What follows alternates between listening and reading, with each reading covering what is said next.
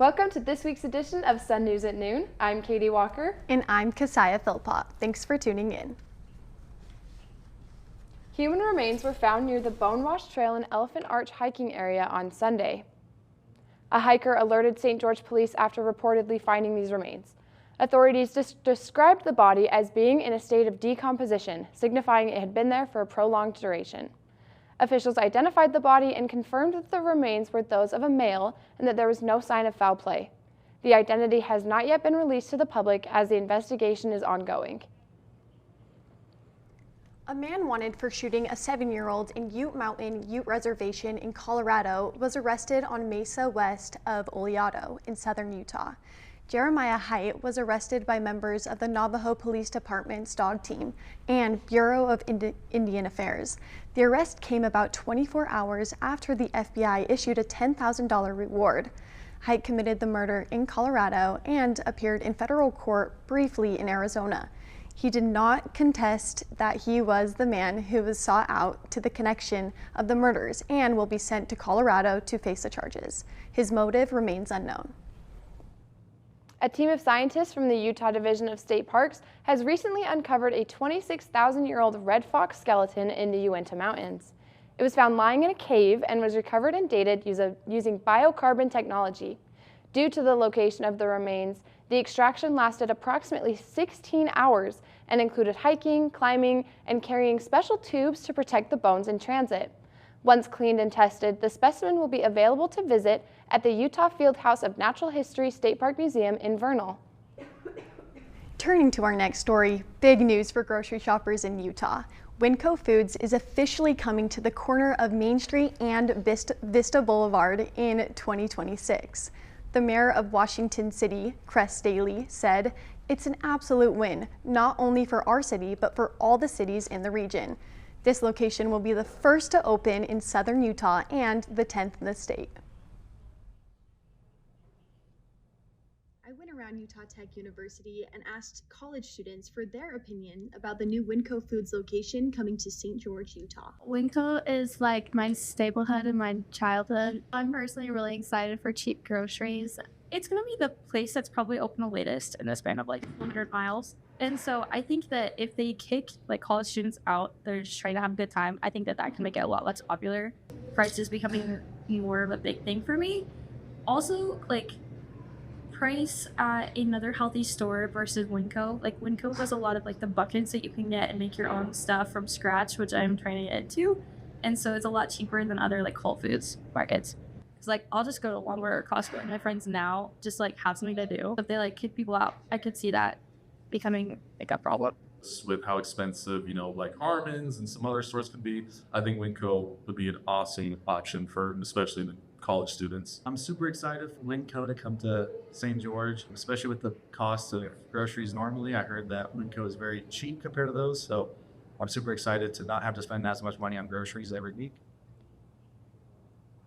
The art department brought students to the North Commons building for the opening night of a new ceramics exhibit. It features work from students, faculty, and studio assistants. Students, faculty and staff, and community members filled the North Commons building last night for the opening of the Ceramics Department Showcase. Several different professors, including Shane Christensen, who is a professor of ceramics, and Megan Gates, who is an assistant professor of ceramics, were featured in the show. The showcase also featured work from studio assistants and students. Sarah Anderson, a renowned ceramicist, visited Utah Tech campus as part of her nationwide tour. While on campus, she gave workshops and a lecture and was at the opening. She will remain in town for ClayCon West on January 17th and 19th at the Dixie Convention Center. Most of the pieces featured in the department showcase were for sale, ranging in cost from under $50 to thousands. The show runs from January 13th to January 24th. Admission into the show is free for students and for community members. Last Friday night, Utah Tech kicked off the new semester with a brand new event, a silent disco. Students gathered in the Student Activity Center, each provided with wireless headphones to dance to the music channel of their own choice. Members of the Sun News Daily attended this event and danced like no one was watching.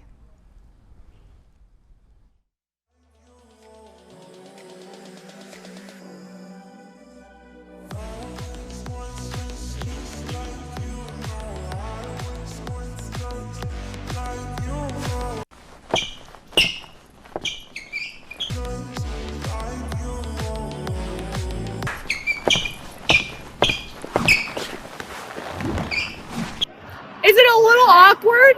I mean, nobody can sing.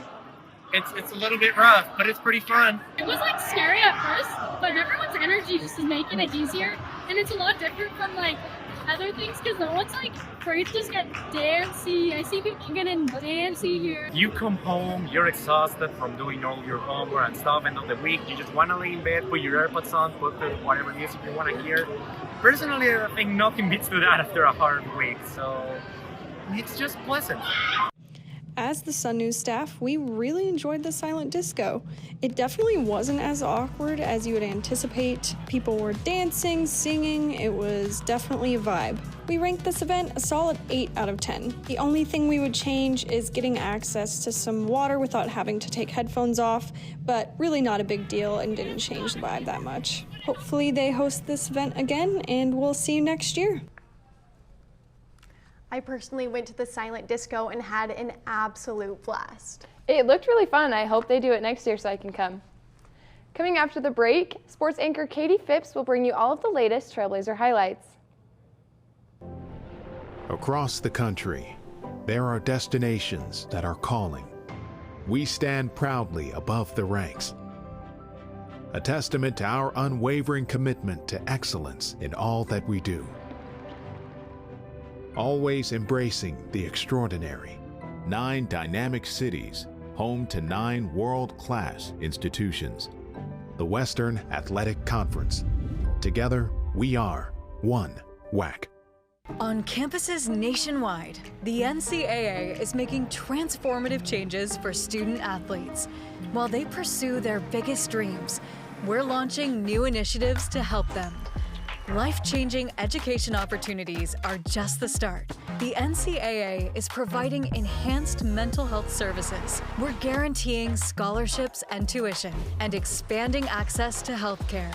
Visit ncaa.org/change to learn more.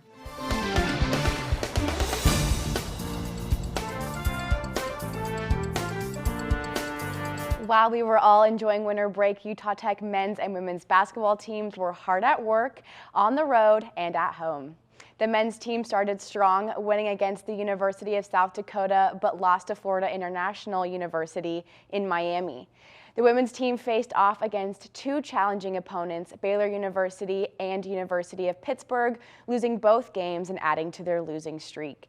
With students back on campus, the women's team will take on conference opponents Grand Canyon University this Saturday, the 18th at 2 p.m. in the Burns Arena. Utah Tech women's tennis is hitting the road for their first season opener in Provo against Brigham Young University. The team will compete across the state and face conference opponents on their journey to the WAC championship in April. After a long road run, the team will return to St. George for their first home match against New Mexico State University on February 20th at 2 p.m. As the women's swim team prepares for upcoming WAC tournament, athlete Grace Benson sheds some light. As a whole, I would say like knowing how close we are to the conference, and that's been a huge thing. Like, okay, we're only 2 months out, so like you gotta put in the work now. And so we just got off like our winter training block. That was like pretty tedious, like 2 months I would say. And so now we're kind of coming down in volume from that, and it should start taper here in about a month. So as a team, I would say we're definitely like stronger in our relays this year, in freestyle relays specifically. So that's been really fun. And then overall, we have like a lot more people just like spread out throughout the events. So that's been like really fun to see. We had a lot of freestylers last year. And so we have more like flyers this year and back sugars and 4 a.m. mile. So I think that's been like good having like well-rounded diversity along too. The next home meet is at the Human Performance Center on January 24th at 5 p.m. and the 25th at 11 a.m. against Northern Arizona University. I don't know about you guys, but I'm really excited for these upcoming meets with tennis and swimming. They don't come home very often. It'll be really great to have them here. I hope to go see the Trailblazers take a win. Wishing luck to all of our spring athletes as they start their season. And that's it for this week's edition of Sun News at Noon. Thanks for tuning in. We will see you here next week, same time, same place. Have a great week, Trailblazers.